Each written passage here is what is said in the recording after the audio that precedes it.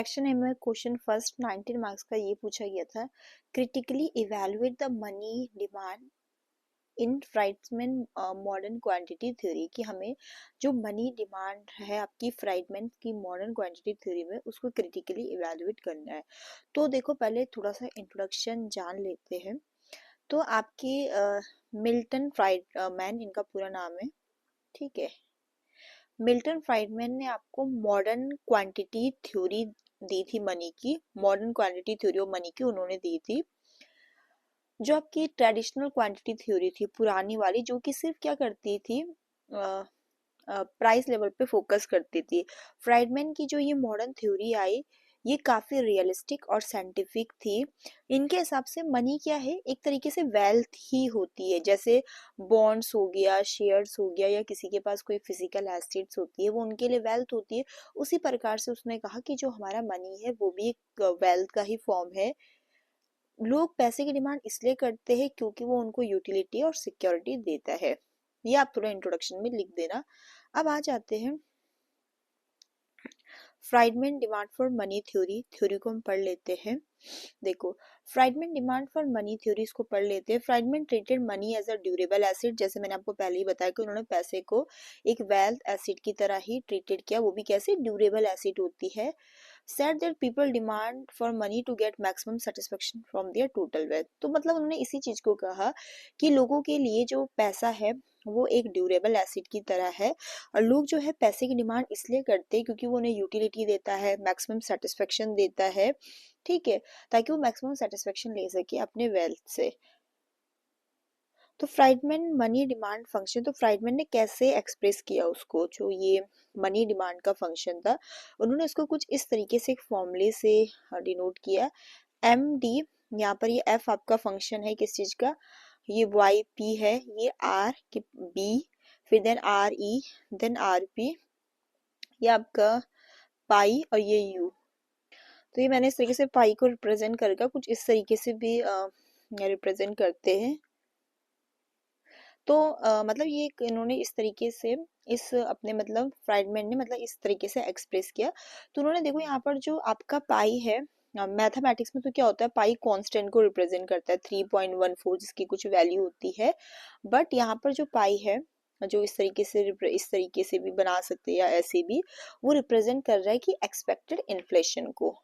तो देखो, आपको आई होप आपको इतना समझ में आया होगा। तो इस तरीके से उन्होंने इस फंक्शन को बताया, और ये आपका क्या है, इस तरीके से यू के फॉर्म में दे रखा है, ठीक है। तो इस तरीके से फ्राइडमैन ने एक्सप्रेस किया डिमांड फॉर मनी को इस तरीके से। तो आप लिखेंगे Friedman express demand for money as, इस तरीके से।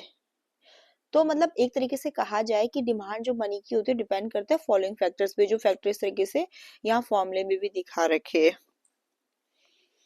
तो आगे चलते हुए किस किस पे डिपेंड करता है, परमानेंट इनकम, जिसको हमने वाईपी से रिप्रेजेंट कर रखा। देखो, परमानेंट इनकम मतलब क्या होता है, किसी की भी एक एवरेज लॉन्ग टर्म इनकम क्या होगी, ना कि टेम्परेरी इनकम, ठीक है। तो permanent income means average long term income, not temporary income. तो लोग जो डिसाइड करते हैं कि कितना मनी उनको होल्ड करना है, वो किस पे बेस्ड होता है, उनकी जो भी ये स्टेबल इनकम एक्सपेक्टेशन है, जो कि क्या होती है, परमानेंट इनकम। जितनी ज्यादा हायर परमानेंट इनकम होगी, हायर डिमांड होगी मनी की। ये जो केन्स का करंट इनकम का कॉन्सेप्ट था, उससे काफी रियलिस्टिक और साइंटिफिक है। सेकंड आपका आ जाता है rate of interest on bond, जिसको उन्होंने आर और बी से ऐसे करके डिनोट कर रखा है। देखो, बॉन्ड्स अगर कोई खरीदता है तो उनको इंटरेस्ट इनकम देता है। अगर बॉन्ड का इंटरेस्ट राइट होता है, मतलब बढ़ेगा, तो लोग क्या करेंगे, और बॉन्ड्स रखना चाहेंगे पैसों के कंपैरिजन में, ठीक है। जितना ज्यादा बॉन्ड इंटरेस्ट होगा, उतनी ज्यादा क्या करेंगे लोग, मनी की डिमांड कम करेंगे, और क्या करेंगे, बॉन्ड्स अपने पास ज्यादा रखना चाहेंगे पैसे की जगह। थर्ड है आपका rate of return on rate of return on equities, ठीक है। ये मैंने इस तरीके से डिनोट कर रखा है आर ई करके। तो देखो क्या होता है कि जो शेयर होते हैं वो डिविडेंड और कैपिटल गेन्स देते हैं, मतलब आपकी इक्विटीज जो होती है, शेयर आपको डिविडेंड कैपिटल गेन्स देंगे। हायर रिटर्न अगर आप शेयर्स पे होगा, तो मनी की होल्डिंग क्या करेंगे, कम हो जाएंगे, लोग पैसा कम रखेंगे और शेयर्स वगैरह ज्यादा रखेंगे। ये मतलब सारे फैक्टर है एक तरीके से, जिन पे जो डिमांड होती है मनी की डिपेंड करती है। तो जाहिर सी बात है कि आपको हायर इक्विटी रिटर्न मिलेगा शेयर्स पे, मतलब जो है अच्छा डिविडेंड, अच्छे गेन मिलेगा, तो आपकी डिमांड फॉर मनी क्या होगी, लोअर होगी। फोर्थ है आपका rate of return on physical assets. Physical assets में देखो आपका क्या आ जाता है, जमीन होगी किसी के पास, गोल्ड हो गया, घर हो गया। अगर रिटर्न इंक्रीज होते हैं तो लोग इनमें क्या करेंगे, ज्यादा इन्वेस्ट करेंगे। अगर अच्छे रिटर्न मिलते हैं लोगों को फिजिकल एसेट्स पे, तो डिमांड मनी की क्या होगी, कम होगी, क्योंकि लोग इन चीजों पे ज्यादा इन्वेस्ट करेंगे। फिर ये पाई हम किस लिए यूज कर रहे थे कि क्या एक्सपेक्टेड इन्फ्लेशन हो सकता है। इन्फ्लेशन जो होता है, क्या होता है कि आपकी मतलब जनरल प्राइस लेवल में इंक्रीज हो रहा है, परचेसिंग पावर किसी की घट रही है, तो इन्फ्लेशन रिड्यूस करता है वैल्यू ऑफ मनी की। तो उस समय लोग क्या करेंगे, रियल एसेट ज्यादा प्रेफर करेंगे मनी के कंपैरिजन में। तो अगर इन्फ्लेशन हायर होगा तो लोग क्या करेंगे, मनी की डिमांड कम करेंगे और इसके कंपैरिजन में रियल एसेट्स लेंगे, क्योंकि क्या होगा, इन्फ्लेशन के समय मनी की वैल्यू घट जाती है। अदर फैक्टर जिसको हमने यूज से रिप्रेजेंट कर रखा है, उसमें क्या क्या आ जाती है, लोगों की हैबिट्स, बैंकिंग की फैसिलिटीज किस तरीके की है, ये इसमें आ जाती है। प्रेफरेंस ऑफ पीपल या इंस्टीट्यूशनल फैक्टर, ये आपके अदर फैक्टर्स में आ जाते हैं।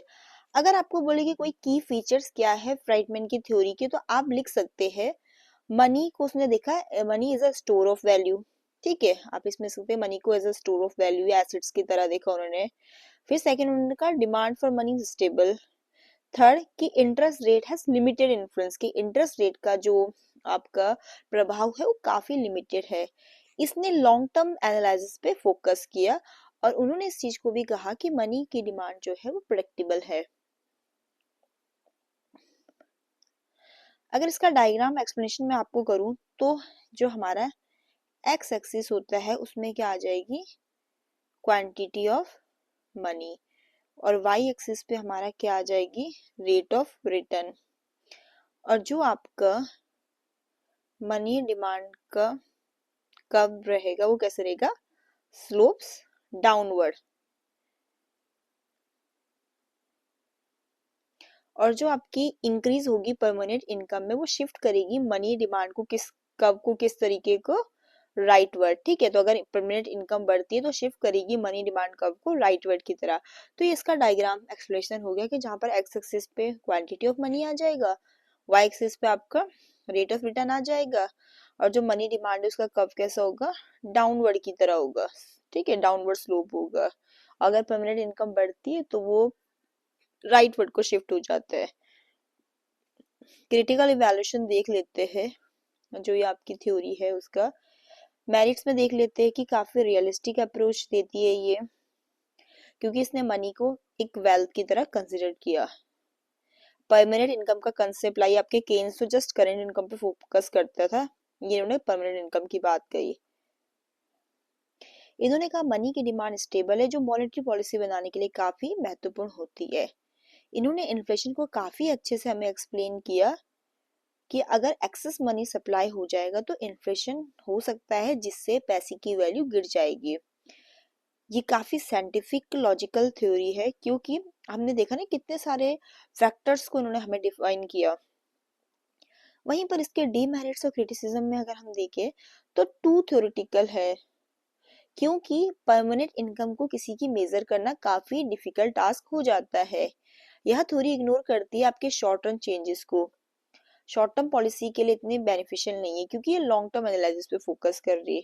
इसने जो रोल ऑफ इंटरेस्ट के रेट को अंडरस्टिमेट किया, क्योंकि इसने कहा ना कि इंटरेस्ट रेट काफी कम इन्फ्लुएंस करता है, but interest rate in reality में बहुत ही ज्यादा महत्वपूर्ण होता है। ये ऐसे एज्यूम करती है कि लोगों का बिहेवियर रैशनल है, लेकिन ऐसा होता नहीं कि फिर लोग हमेशा रैशनल होके ही सोचे या लॉजिकली एक्ट करे। ये आपकी डेवलपिंग कंट्रीज के लिए सूटेबल नहीं है, क्योंकि वहां पर अनस्टेबल इनकम है और वीक मार्केट होता है। तो एट लास्ट आप यहाँ पर कंक्लूजन कर सकते हैं कि Friedman demand for money theory जो है वो आपकी मॉडर्न है, रियलिस्टिक है, साइंटिफिक एक्सप्लेनेशन देती है मनी डिमांड के, कि जो मनी की डिमांड हो किन किन फैक्टर पे आधारित है। जो आपकी ट्रेडिशनल क्वांटिटी थ्योरी थी उसके कंपैरिजन में इम्प्रूव्ड है। ठीक है, और जो केन्सन की वीकनेस थी उसको भी इसने करेक्ट किया। बट थोड़ी इसके एजम्पशन कॉम्प्लेक्सिटी जो है इसको क्या करते हैं, प्रैक्टिकली इसको अप्लाई करना मुश्किल है जैसे डेवलपिंग इकोनॉमिक्स इंडिया में। ठीक है, आगे बढ़ते हैं हम अपने क्वेश्चन 2 की तरह, जो पूछा गया था state the effect of inflation और क्या रेमेडीज होगी उसको कंट्रोल करने की। 19 मार्क्स का ही आपका क्वेश्चन था, तो इसको आप क्या करेंगे, इन्फ्लेशन का मीनिंग लिखेंगे, फिर आप लिखेंगे कि भी कहाँ कहाँ प्रभाव पड़ता है आपका जो ये इन्फ्लेशन है, और क्या ऐसी रेमेडीज या मेजर्स हो सकते हैं जिससे हम इस चीज को कंट्रोल कर सकते हैं। तो पहले हम जान लेते हैं कि आपका इन्फ्लेशन क्या है। पहला मीनिंग लिखेंगे जिसको आप इंट्रोडक्शन में ही लिख देंगे थोड़ा सा इस तरीके से। Inflation means a continuous rise in the general price level of goods and services in an economy. तो इन्फ्लेशन का अर्थ यह होता है कि कंटिन्यूअस जो है, जो जनरल प्राइस लेवल है गुड्स एंड सर्विसेज का बढ़ रहा है किसी इकोनॉमी में, और जब आपका इन्फ्लेशन अक्र होता है तो परचेसिंग पावर मनी की क्या हो जाती है, गिर जाती है। कि पहले जैसे आप समझ लो कि 50 रुपए से 1 केजी चीनी खरीद सकते थे, बट वहीं पर अगर इन्फ्लेशन आएगा तो अब आप क्या करोगे, आपको आधा 1 केजी चीनी मिल रही है। ठीक है, इस तरीके से मैं उदाहरण दे रही है कि आपको जो सेम अमाउंट ऑफ मनी उससे आप कुछ फ्यूअर गुड्स खरीद सकते हैं पहले के कंपैरिजन में। इन्फ्लेशन अफेक्ट करता है अलग अलग सेक्शन ऑफ सोसाइटी को अलग अलग वे में। तो अब इसको देख लेते हैं कि किस तरीके से इफेक्ट करता है और क्या मेजर्स या क्या रेमेडीज हो सकती है उसको कंट्रोल करने के लिए। इंट्रोडक्शन के बाद आप इफेक्ट पे आ जाएंगे, तो पहले लिखेंगे अब कंज्यूमर को कैसे करता है। तो क्या होगा, जब इन्फ्लेशन आएगा तो जो एसेंशियल गुड्स के प्राइस है वो बढ़ जाएंगे, सबसे ज्यादा गरीब और मिडिल क्लास लोग इससे सफर करेंगे और लोगों का स्टैंडर्ड ऑफ लिविंग क्या होगा, इससे गिर जाएगा। तो जो आपके मिडिल क्लास पीपल हो गए, गरीब लोग हो गए, या जिनकी फिक्स इनकम रहती है, उनके लिए इन्फ्लेशन काफी हार्मफुल होता है। ठीक है, मतलब किनके लिए, आपके मिडिल क्लास लोगों के लिए और पुअर लोगों के लिए। नेक्स्ट आ जाओ आप, effect on fixed income group. तो फिक्स्ड इनकम ग्रुप में क्या उन लोग आ जाते हैं जिनका इनकम फिक्स्ड होती है, जैसे सैलरीड पर्सन होते हैं उनको फिक्स्ड इनकम मिलती है, जिन लोगों को पेंशन मिलती है, पेंशनर्स जो हो गए या डेली वेज अर्नर हो गए, तो उनकी क्या होगी, परचेसिंग पावर कम हो जाएगी अगर इन्फ्लेशन आएगा। क्योंकि इनकम तो उनकी फिक्स्ड है भी, अगर पहले किसी को 20,000 मिल रहे थे, अभी भी उनकी फिक्स ही, अगर कोई सैलरीड पर्सन है, क्योंकि मतलब सैलरी पर्सन पेंशनर वगैरह की तो फिक्स्ड इनकम होती है ना। ठीक है, कोई बिजनेसमैन है, उनकी इनकम फिक्स नहीं हो सकती, क्योंकि हो सकता है कि आज भी वो जिस भी चीज का बिजनेस करे, आज उसको 10,000 रुपए की कमाई भी कल हो सकता है 30,000 की हो जाए, या हो सकता है किसी दिन खाली बैठे। तो बट क्या होता है कि जो फिक्स्ड इनकम ग्रुप के लोग होते हैं, अगर इन्फ्लेशन होता है तो उनकी इनकम तो फिक्स रहेगी बट उनके एक्सपेंस इंक्रीज हो जाएंगे, तो उनको नुकसान होता है क्योंकि उनकी परचेसिंग पावर इससे कम हो जाती है। बिजनेसमैन और ट्रेडर्स पे कैसे असर पड़ेगा, देखो ऐसा होता है कि ट्रेडर्स को ऑफ्टन गेन हो सकता है ड्यूरिंग इन्फ्लेशन को, ट्रेडर्स को ऑफ्टन गेन हो सकता है। ठीक है, they sell goods at higher prices, वो हायर प्राइस पे गुड्स बेचेंगे, प्रॉफिट अर्न करेंगे। और होर्डर्स और ब्लैक मार्केटर्स को भी इससे बेनिफिट मिलेगा, जो लोग होर्डिंग करते हैं, ब्लैक मार्केटर्स जो ब्लैक मार्केटिंग करते हैं। तो बिजनेसमैन और ट्रेडर्स को उस समय मुनाफा मिल सकता है ड्यूरिंग इन्फ्लेशन। ठीक है, अब आपके डेटर और जो क्रेडिटर्स होते हैं उन पे कैसे असर पड़ेगा,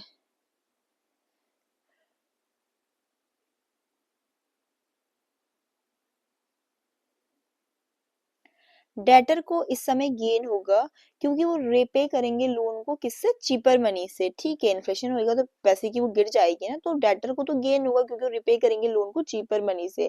क्रेडिटर को नुकसान होगा क्योंकि जो रियल वैल्यू मनी की है जो वो रिसीव कर रहे हैं वो गिर गई है अब। ठीक है, तो बस वो ये डेटर को इस समय मुनाफा होगा और क्रेडिटर्स को नुकसान। अब आ जाते हैं कि आपके प्रोड्यूसर पे कैसे इफेक्ट करेगा ये। अगर देखो प्राइस इंक्रीज होता है तो क्या होता है, प्रोडक्शन बढ़ जाता है। जब किसी चीज का प्राइस इंक्रीज होगा तो क्या होगा, भी चीज महंगी बिक रही है तो प्रोड्यूसर उसके प्रोडक्शन को इंक्रीज कर देगा, प्रॉफिट एक्सपेक्टेशन इंक्रीज हो जाएगी।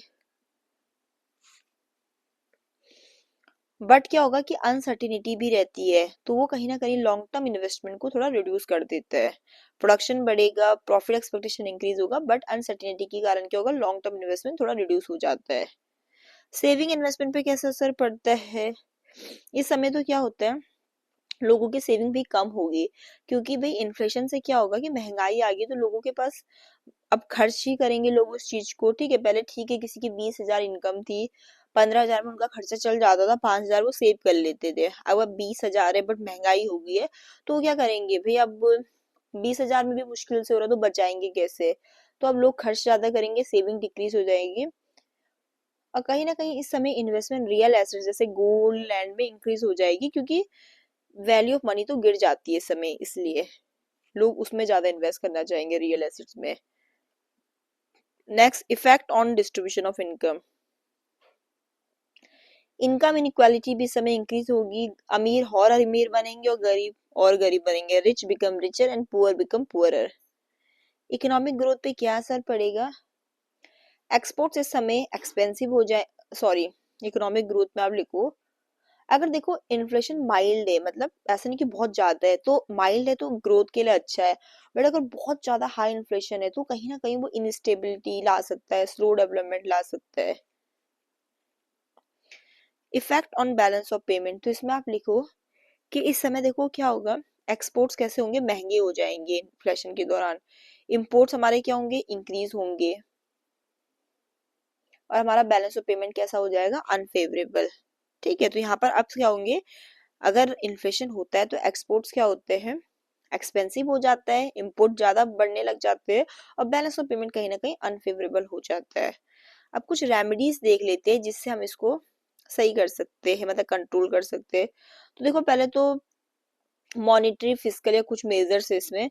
तो मॉनेटरी मेजर्स आपके किसके द्वारा लिए जाते हैं, सेंट्रल बैंक के द्वारा, ठीक है। तो सेंट्रल बैंक इस समय क्या कर सकती है,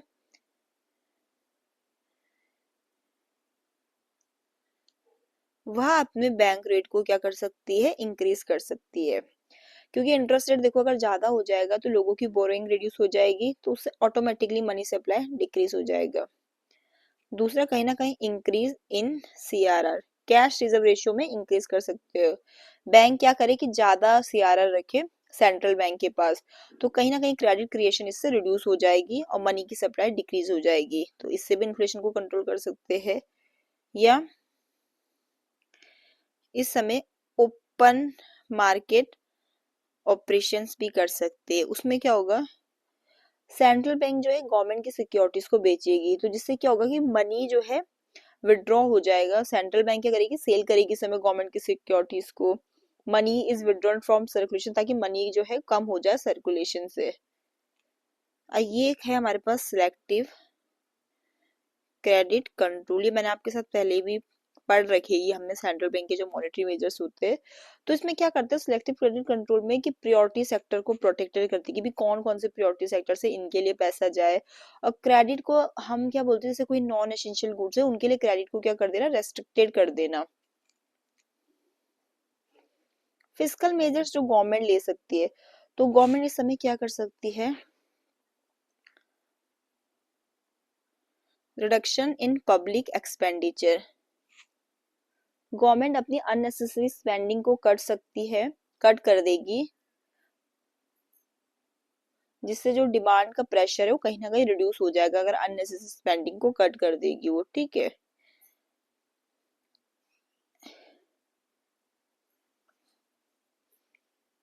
इंक्रीज इन टैक्सेस, अगर टैक्स इंक्रीज होगा तो डिस्पोजल इनकम लोगों की डिक्रीज हो जाएगी और कंजप्शन डिमांड भी कहीं ना कहीं गिर जाएगी।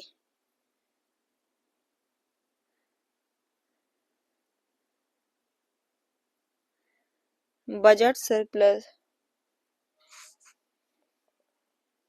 बजट में अगर सरप्लस होगा कि रेवेन्यू ज्यादा होगा एक्सपेंडिचर से, तो कहीं ना कहीं वो भी इन्फ्लेशन को कंट्रोल करेगा। अदर मेजर्स जो हो सकते हैं वो इस तरीके से हो सकते हैं कि इस समय इंक्रीज कर सकते हैं हम प्रोडक्शन को, प्रोडक्शन इंक्रीज होगा तो मोर सप्लाई से क्या होगा, प्राइसेस रिड्यूस होंगे, एग्रीकल्चर इंडस्ट्रीज वगैरह में इंक्रीज होगा, ठीक है। एग्रीकल्चर इंडस्ट्री इंक्रीज करेगा या एग्रीकल्चर और इंडस्ट्रीज को, कहीं ना कहीं हम इसमें प्राइस को कंट्रोल कर सकते हैं और रेशनिंग कर सकते हैं। गवर्नमेंट फिक्स कर सकती है कि भाई मैक्सिमम प्राइस क्या हो सकता है किसी चीज के लिए, और एसेंशियल गुड्स को मतलब सप्लाई किया जाए कंट्रोल्ड प्राइस पे, तो ये तरीका भी अपना सकती है। और इसके अलावा क्या कर सकते हैं, control on black marketing and hoarding. उसके लिए स्ट्रिक्ट लॉ पेनल्टीज करी जाए, फेयर डिस्ट्रीब्यूशन पे फोकस किया जाए, तो ये सब तरीके हैं। एट लास्ट आप कंक्लूजन में लिख सकते हैं कि इन्फ्लेशन आपका इफेक्ट करता है almost her section of society को और क्रिएट्स करता है इकोनॉमिक इंस्टेबिलिटी को। लेकिन अगर माइल्ड इन्फ्लेशन है, मतलब हल्का सा, तो वो तो बेनिफिशियल है, बट हाई है तो वो हार्मफुल है। बट मॉनेटरी, फिजिकल या हम या अदर मेजर से इस इन्फ्लेशन को कंट्रोल कर सकते हैं।